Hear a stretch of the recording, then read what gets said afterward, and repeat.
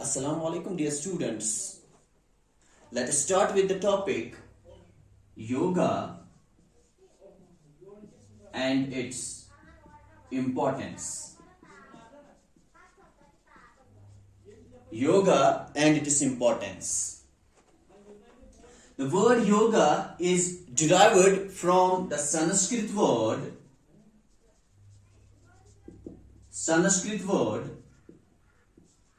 yuj, which means to unite, join, or union. So we can say that yoga is the union of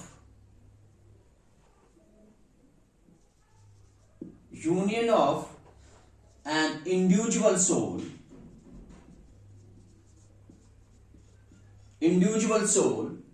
with the supreme soul.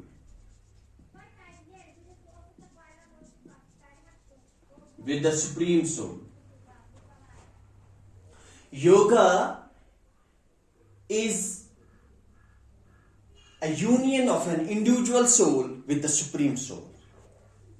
Or we can say yoga is the unification of Atma with Paramatma.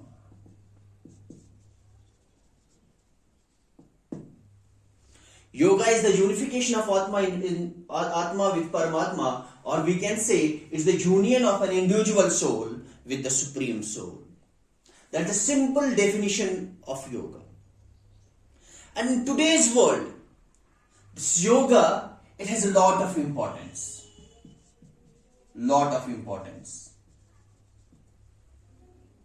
Because the societies, they have become complex now.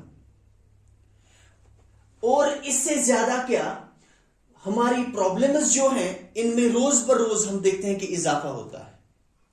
जो mental tensions हैं, anxiety, जो mental peace है किसी के पास नहीं आजकल. ज्यादातर लोग वो डिफरेंट मुख्तलिफ किस्म की शिकायत करते हैं. और इन सब चीजों का अगर हम देखेंगे, इनका अगर इलाज है, बहुत हद तक जो हमारी प्रॉब्लम्स हैं आजकल, चाहे वो सोशल प्रॉब्लम्स हो, मेंटल प्रॉब्लम्स हो, इन सब प्रॉब्लम्स को हम कुछ हद तक सॉल्व कर सकते हैं, कुछ हद तक कम कर सकते हैं, कुछ हद तक मिनिमाइज कर सकते हैं if we perform yogic exercises on regular basis. अगर हम रेगुलर बेस पे योगा एक्सरसाइज करते हैं तो बहुत सारी जो प्रॉब्लम्स हैं, इन प्रॉब्लम्स से हम छुटकारा हासिल कर सकते हैं. और इन सब प्रॉब्लम्स का अगर हम जड़ देखेंगे, और वो है मटेरियलिज्म.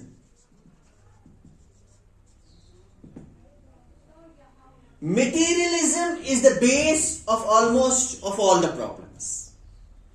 आजकल अगर हम देखते हैं कि हर कोई इंसान जो है वो मटेरियलिस्टिक एंगल से सोचता है that the money is everything, money is father, money is brother and money is everything. पैसा ही सब कुछ है. और अब जब इंसान सिर्फ एक पैसे की दौड़ धूप में जाता है, उसके पास कोई भी फिजिकल एक्टिविटी करने का कोई टाइम नहीं रहता.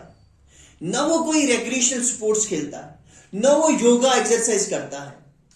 और जब वो कोई भी काम नहीं करता, सिर्फ वो इसी मटेरियलिज्म के पीछे, पैसे के पीछे जब वो भागता है, तो ये ज्यादा जो उसकी परेशानियां हैं उनको और बढ़ा देता है. उसकी परेशानियां और ज्यादा बढ़ जाती हैं क्योंकि वो किसी भी फिजिकल एक्टिविटी में, किसी भी रिक्रिएशनल एक्टिविटी में पार्टिसिपेट नहीं करता. तो योगा इन सब के लिए इंपॉर्टेंट पार्ट प्ले करता है. योगा बहुत जरूरी है इन मेंटल टेंशन्स को. If you want to reduce the mental tension, then we have to perform various kinds of yogic exercises. Yoga इसका एक बेहतरीन हल है. अगर हम चाहते हैं कि हम इन परेशानियों में ना पड़े, इन परेशानियों से अगर हम छुटकारा हासिल करना चाहते हैं, तो हमें चाहिए कि हम रेगुलर बेसिस पे योगा एक्सरसाइजेस करें. अब इसकी अगर हम इंपॉर्टेंस देखेंगे योगा की, सबसे पहले physical purity. Physical purity, we can beautify our body with the help of yogic exercises। जो हमारे इंटरनल और एक्सटर्नल ऑर्गन्स हैं उनको हम ठीक कर सकते हैं, यानी जो हमारे एक्सटर्नल ऑर्गन्स हैं, इंटरनल ऑर्गन्स हैं, इन सब के लिए योगा बहुत जरूरी है। जैसे हमारे पोस्चरल डिजीजेस हैं, in order to make our body beautiful, तो हमें कोई भी पोस्चरल डिफॉर्मिटी नहीं होनी चाहिए।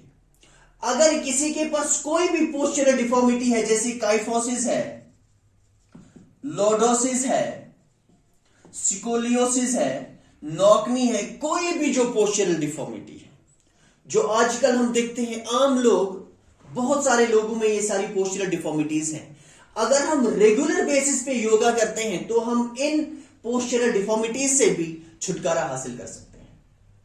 और इसके अलावा हम अपने इंटरनल ऑर्गन्स को बहुत हद तक प्यूरिफाई कर सकते हैं अगर हम रेगुलर योगा एक्सरसाइज में पार्टिसिपेट करें, या हर दिन अगर हम योगा एक्सरसाइजेस करें, तो हम फिजिकल प्यूरिटी जो है, ये योगा फिजिकल प्यूरिटी के लिए बहुत इंपॉर्टेंट है।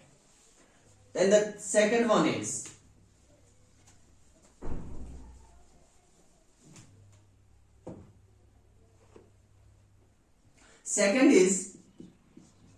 Cure and prevention from diseases. Cure and prevention from diseases, यानी बहुत सारी बीमारियों से बहुत हम छुटकारा हासिल कर सकते हैं अगर हम रेगुलर बेसिस पे योगा करें। आजकल अगर हम देखते हैं जो कॉमन डिजीजेस हैं, जैसे कार्डियोवैस्कुलर डिजीजेस हैं, cardiovascular diseases, back pains, bronchitis, headaches, hysteria, बहुत सारी एक्स्ट्रा, बहुत सारी ऐसी बीमारियां हैं जिन बीमारियों को हम बहुत हद तक योगा से कम कर सकते हैं या ठीक कर सकते हैं। कार्डियोवैस्कुलर डिजीजेस जो आजकल हम देखते हैं, बहुत सारे लोग इन कार्डियोवैस्कुलर डिजीजेस से मरते हैं। Cardiovascular diseases are the diseases which are related to heart. जो हार्ट से रिलेटेड डिजीजेस हैं, इनको हम बहुत हद तक ठीक कर सकते हैं with the help of yoga.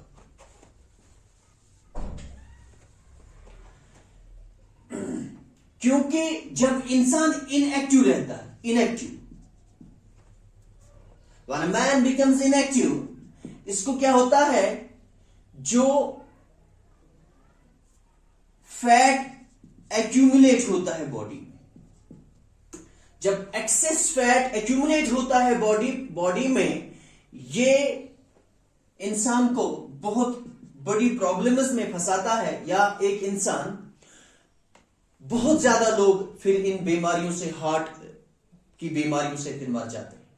This is the accumulation of fat, and there is accumulation of fat. This accumulation of fat is because when we become inactive, जब हम inactive रहते हैं, when we never participate in physical activities, जब एक इंसान inactive रहता है, ऊपर से जो वो फूड खाता है, ज्यादा फैट लेता है अपने फूड में, जो गिजा खाता है उसमें ज्यादा फैट की कंसंट्रेशन ज्यादा रहती है, और वो इनएक्टिव रहता है। कोई भी फिजिकल एक्टिविटी में जब वो पार्टिसिपेशन नहीं करता है, वो योगा नहीं करता, बाकी फिजिकल एक्टिविटीज नहीं करता, तो इसकी वजह से उसको कार्डियोवैस्कुलर डिजीजेस का सामना करना पड़ता है। और हम देखते हैं कि आए दिन हम देखते हैं बहुत ज्यादा जो यंग लोग हैं, बाकी all age, the people of all age, they die because of this cardiovascular diseases. वो इन कार्डियोवैस्कुलर डिजीजेस का शिकार होते हैं, वो इनसे मरते हैं। तो बेहतर है कि ये एक्यूमुलेट ना हो फैट, यानी हमारी अगर वे होता है इनएक्टिव रहने से, तो इन कार्डियोवैस्कुलर डिजीजेस से हम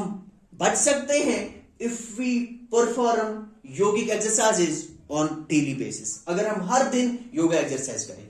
बैक पेन से, ब्रोंकाइटिस से, हेडेक से, बहुत सारी बीमारियां ऐसी हैं जिन बीमारियों से हम इजीली छुटकारा हासिल कर सकते हैं। उसके बाद योगा रिड्यूसेस मेंटल टेंशन। ये मेंटल टेंशन को बहुत हद तक कम करता है yoga. It increases flexibility. Yoga increases flexibility. Flexibility, you all know. Flexibility is the ability to move our joints and use muscles in their full range of motion. Flexibility को योगा बढ़ाता है. And the flexibility, this is one of the important component of fitness. ये fitness का एक बहुत important component है और इस फिटनेस कंपोनेंट को हम बहुत हद तक बढ़ा सकते हैं अगर हम योगा एक्सरसाइज में पार्टिसिपेट करें या हर दिन हम योगा एक्सरसाइजेस करें। और ये हमारे हेल्थ को इंप्रूव करता है। Yoga, it improves our health, it enhances moral and ethical values. It enhances moral and ethical values. अब इस योगा की इंपॉर्टेंस हमने पढ़ा। अब हम जो योगा है इसके 8 फोल्ड पाथ्स हैं, यानी जिनको हम बोलते हैं 8 स्टेज ऑफ योगा या elements of yoga. Elements of yoga, these are the 8-fold paths of yoga.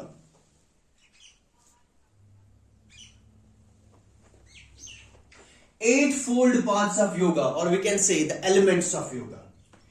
इनमें से है यम, नियम, आसन, प्राणायाम, प्रत्याहार, धारणा, ध्यान and samadhi.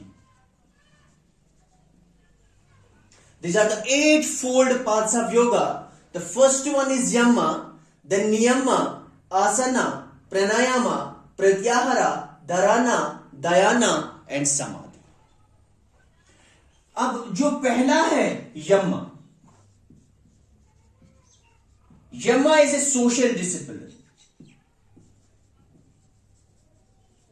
यमा इज ए सोशल डिसिप्लिन, और इस सोशल डिसिप्लिन यमा के 5 प्रिंसिपल्स हैं. It is 5 principles. 5 प्रिंसिपल्स हैं इस यमा के. The first principle of this यमा इज अहिंसा, non-violence.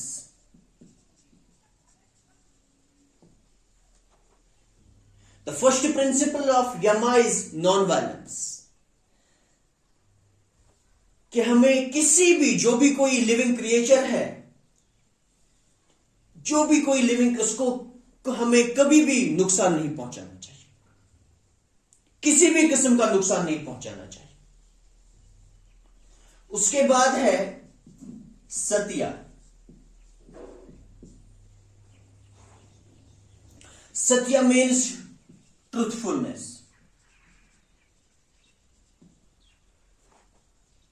नॉट से लाई, हमें कभी झूठ नहीं बोलना चाहिए. This is the second principle of यमा, सत्या. उसके बाद आस्तिया, not to steal. Not to steal. We must abstain. We should abstain from stealing. या हमें परहेज करना चाहिए किसी भी चोरी से. हमें कभी कोई चोरी नहीं करनी चाहिए. This is the third principle of, this is the fourth principle of this Yamma. The first one is ahimsa, non-violence, then satya, truthfulness, then asteya. उसके बाद fourth one है brahmachari. People who don't have sexual desire. Or we must not take the food which increases the sexual desire. This is the fourth principle of Yama. And the fifth one is aparigraha. Aparigraha. Aparigraha means materialism. That we should not have the materialistic approach. हमें ज्यादा materialistic angle से हर किसी चीज को नहीं देखना चाहिए. हमें सिर्फ वेल्थ कलेक्ट करने में अपनी जिंदगी को नहीं लगाना चाहिए.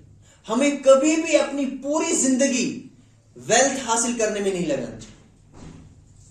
This is aparigraha. This is the social discipline, Yamma. The first one is the principle, ahimsa, non-violence, then satya, truthfulness, then asteya, not to steal, then brahmacharya, the people who don't have the sexual desire, then the aparigraha, हमें ज़्यादा sexual desire, हमें sexual desire नहीं होनी चाहिए, and we must not take the food that increases the sexual desire. उसके बाद aparigraha, that is materialism, हम सबको टोटल मेटीरियलिस्टिक अप्रोच नहीं होना चाहिए. हमें ज्यादा मेटीरियलिस्टिक एंगल से नहीं सोचना चाहिए. That is the first one, yama. उसके बाद niyama. The second one is niyama. Niyama means individual discipline.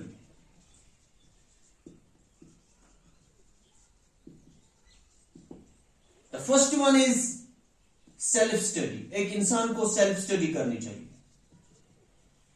यानी किसी भी बाकी चीजों पे उसको आंखें बंद करके किसी चीज पे बिलीव नहीं करना चाहिए. उसको खुद स्टडी करनी चाहिए किसी भी चीज की, और ताकि वो डिफरेंशिएट कर सके between the right and wrong. उसमें यह पता चले कि ठीक क्या है और गलत क्या है. ये एक इंसान को समझाता है. और दूसरा है surrender to God.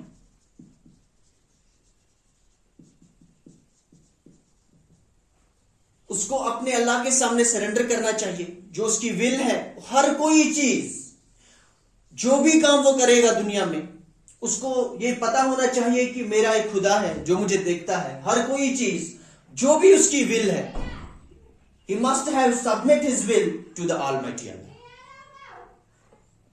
And the number third one is Yamma Niyama Asana. Asana. Asana means posture, जिसमें हम बहुत सारे योगिक एक्सरसाइज करते हैं इस पोस्चर के लिए. आसना मीन्स पोस्चर. पोस्चर इज जिसमें हम करते हैं बहुत सारी योगिक एक्सरसाइजेस है इसमें, जिसमें अगर हम देखेंगे पद्मासना, पद्मासना, हलासना, धनुरासना, धनुर आसना, भुजंगा आसना, भुजंगा आसना, तोलासना, चक्रासना. ये सब जो है ये हम करते हैं पोस्चर के लिए, ताकि हमारा पोस्चर ठीक रहे. इन सब के लिए जो हम एक्सरसाइजेस करते हैं इनको आसना बोलते हैं. आसना इज रिलेटेड टू पोस्चर, जिसमें मैंने बहुत सारे आपको योगिक एक्सरसाइजेस बताई. पद्मासना, हलासना, धनुरासना, भुजंगा आसना, तोल आसना, चक्रासना. ये कुछ यौगिक एक्सरसाइजेस हैं जो हम करते हैं इस पोस्चर के लिए. in order to correct our posture. In order to correct our posture. This is the third one. Asana. उसके बाद प्राणायाम. Yama, niyama, asana, pranayama. Pranayama. Pranayama is breath control. That when we perform physical exercises, हमें चाहिए कि हम control कर सकें. कितना हम कंट्रोल, क्योंकि ये इंपॉर्टेंट चीज होता है एरोबिक एंड्रेंस के लिए. क्योंकि एरोबिक एंड्रेंस वो है anaerobic endurance, sorry, anaerobic endurance the exercises we perform without the presence of oxygen.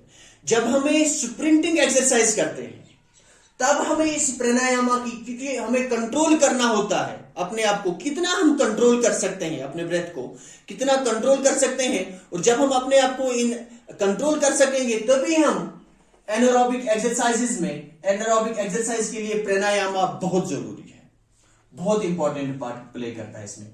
क्योंकि जो एनारोबिक एंड्रेंस है, anaerobic endurance are the exercises which we perform without the presence of oxygen, and the aerobic exercises we perform in presence of oxygen. Anaerobic में हमें पता होता है कि जितनी सप्लाई होती है इतनी डिमांड, जितनी एनारोबिक है जितनी हमें डिमांड होती है इतनी बाहर से सप्लाई, इतना हमारे पास ऑक्सीजन नहीं होता. और ये हमें जरूरत लगता है जब हम स्प्रिंटिंग करते हैं, जब हम शॉर्ट डिस्टेंस रनिंग इवेंट्स में पार्टिसिपेशन करते हैं.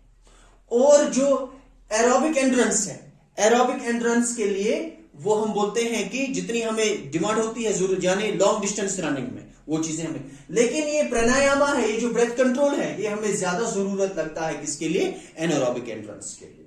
दिस इज द प्राणायाम. उसके बाद pratyahara. Pratyahara. Pratyahara. Pratyahara is the discipline of the senses. Is the discipline of the senses. Pratyahara is the discipline of senses. फिर dharana. Dharana means concentration. Dharana means concentration. फिर dhyana. Dhyana means meditation. Meditation.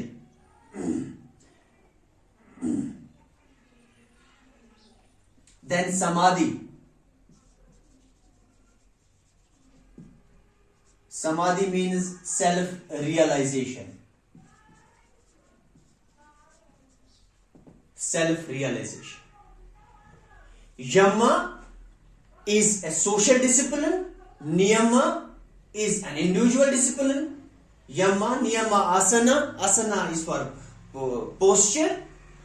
Then pranayama. Pranayama is the breath control. Then pratyahara is the discipline of the senses. Then dharana, this is concentration. Then dhyana, this is meditation. Then samadhi, it is self-realization.